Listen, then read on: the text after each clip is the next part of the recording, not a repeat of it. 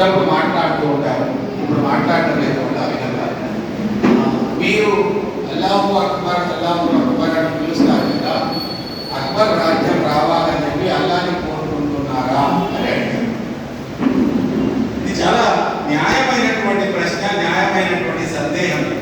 ఎందుకంటే వాళ్ళకు తెలిసిన అక్బర్ కేవలం మొఘలాయి చక్రవర్తి అక్బర్ మాత్రమే తెలుసు. కానీ మొఘలాయి చక్రవర్తి అక్బర్ ముందే 1400 సంవత్సరాల క్రితమే అరబీ భాషలో అక్బర్ అంటే గొప్పవాడు అని, అంటే దైవం గొప్పవాడు, దేవుడు గొప్పవాడు, పరమాత్ముడు గొప్పవాడు, సృష్టికర్త గొప్పవాడు అనేటువంటి ఆ అర్థంని ఒక రాజుతోటి ముడిపెట్టుకున్న కారణంగా ఇటువంటి అపోహలు కలిగేటువంటి అవకాశం ఉంది.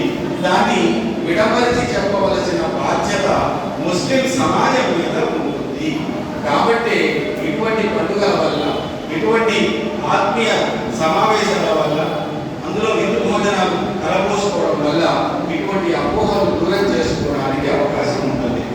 ఇది ప్రాథమికంగా నేను ఒక నేపథ్యంగా చెప్పాను. ఈ రంజాన్ నెల ప్రధానంగా ఖురాన్ అవతరించిన నెల.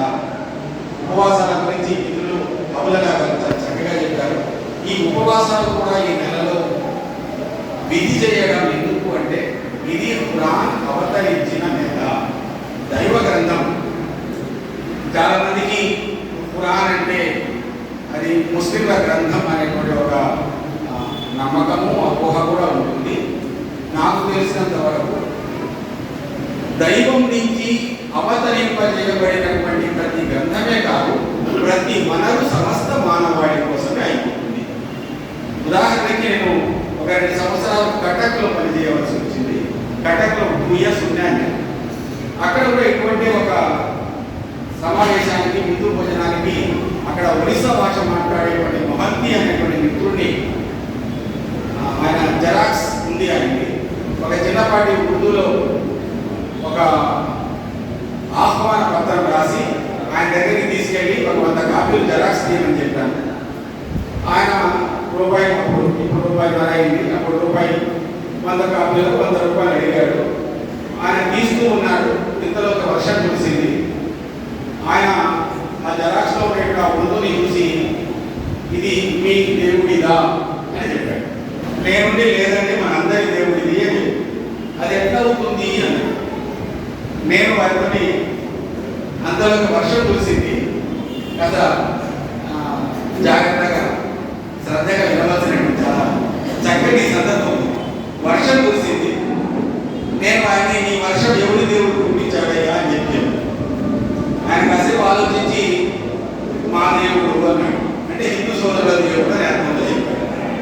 అట్లయితే హిందూ సోదరుల దేవుడు వర్షం కురిపిస్తే నా బయట స్కూటర్ ఉంది కదా, నా స్కూటర్ ఎందుకు తడిసిందయ్యా? హిందూ సోదరుల దేవుడు కనుక వర్షం కురిపిస్తే హిందూ సోదరుల యొక్క ప్రాంతాలు వారి వాహనాలే నడవాలి కదా, నా వాహనం ఎందుకు తడిసింది అన్నారు. ఆయన ఆలోచనలో పడ్డాడు. ఒక 15 నిమిషాలు 20 నిమిషాల తర్వాత ఆ వర్షం ఆగిపోయింది, ఎండ వచ్చింది. అంటే ఒడిస్సా కటక్ వాతావరణం కూడా ప్రత్యేకంగా ఉంటుంది.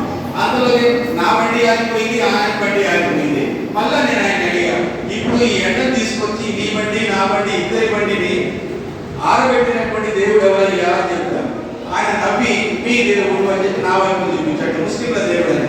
మళ్ళా నేను నవ్వి, మా దేవుడు ఒకవేళ ఆరబెట్టుంటే నా బండి మాత్రమే ఆరాలి కదయ్యా, నీ బండి ఎందుకు ఆరిందయ్యా బాబు అని చెప్పి ఆలోచనలో పడ్డాడు. ఈ విధంగా ఆకాశంలో ఒక్కొక్కరికి ఒక్కొక్క రకమైనటువంటి దేవుడు కుర్చీ వేసుకుని కూర్చొని ఉంటాడు. మనం బుద్ధిజీవులం. విభజనకు వీలు లేని ఆ సృష్టికర్తని విభజించుకున్న ఫలితంగా మనం విభజనకు గురయ్యాము.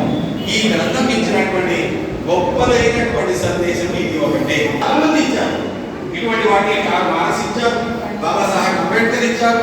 అట్లాగే ఎవరైతే సంస్కర్తలుగా వచ్చారో వాళ్ళందరి కూడా దాదాపుగా మన ధార్మిక గ్రంథాలలో కూడా ఏక దేవో బసి, దేవుడు మనందరి యొక్క సృష్టికర్త దేవుడు పక్కన ఉంచుకున్న ఫలితంగా మానవ సమాజం మనం విభజనకు గురయ్యాం. కాబట్టి మళ్ళా ఆ ఏకదైవమైనటువంటి అందులోనూ చాలా స్పష్టంగా ఆయన కనుక వేషధారి అంటే ఒక రూపధారి కనుక అయి ఉంటే ఏదో ఒక రకమైనటువంటి రూపం కూడా కనపడాలి. కాబట్టి రూపం కనపడితే